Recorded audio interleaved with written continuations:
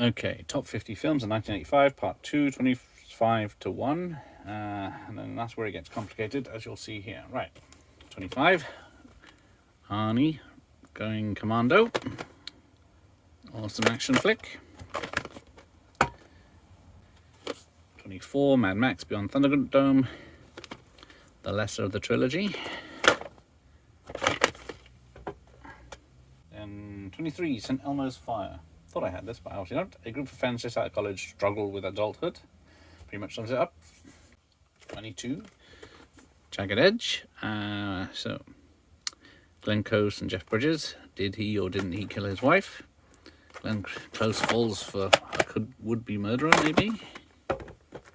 21, the re-release of E.T. Yes, it wasn't available on VHS at that time, until a good few years later.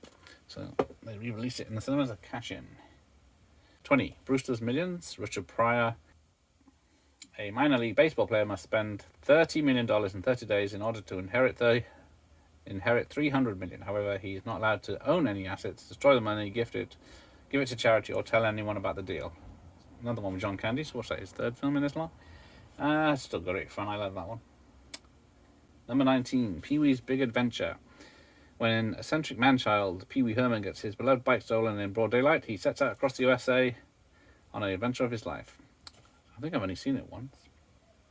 Never liked Pee-wee. 18, Clint in Pale Rider. A mysterious preacher protects a humble prospector village from a greedy mining company trying to encroach on their land. It's a pretty good western. 17, White Nights. A Russian-American ballet dancer's plane is forced to land in Russia, where he's repatriated. He stays with an American man married to a Russian. Will the American help him flee the USSR?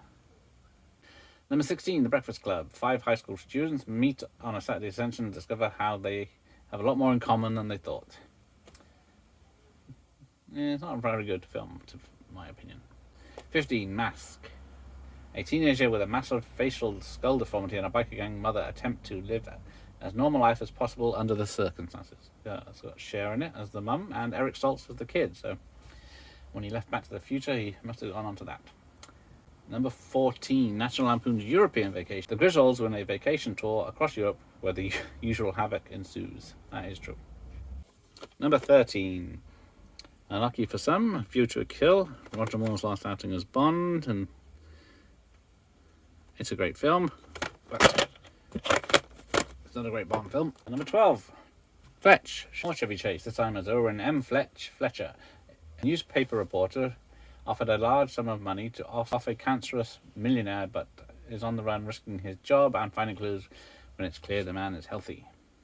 Number 11, Police Academy 2, their first assignment. When the new gang moves into town, it's up to the screwball police team to stop them. I do enjoy the Police Academy movies. That's more sentimental than anything else.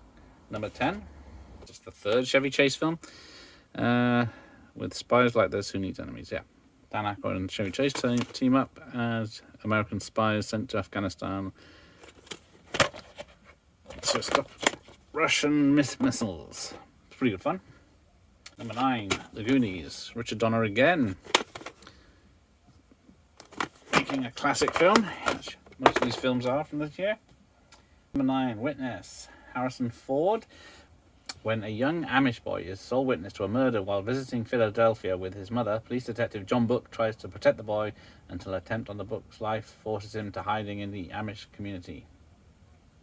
So yeah, that's a very good thriller. 7, The Jewel of the Nile, sequel to Romance in the Stone, bringing the main cast back. It's a pretty awesome poster. But yeah, not quite the same as the original, but still a fun adventure. 80s style. Number 6, Cocoon. Yeah, aliens visit Earth and hide their eggs in a nearby pool where the old people start swimming and get younger, or feel younger anyway. They don't seem to de-age. Right.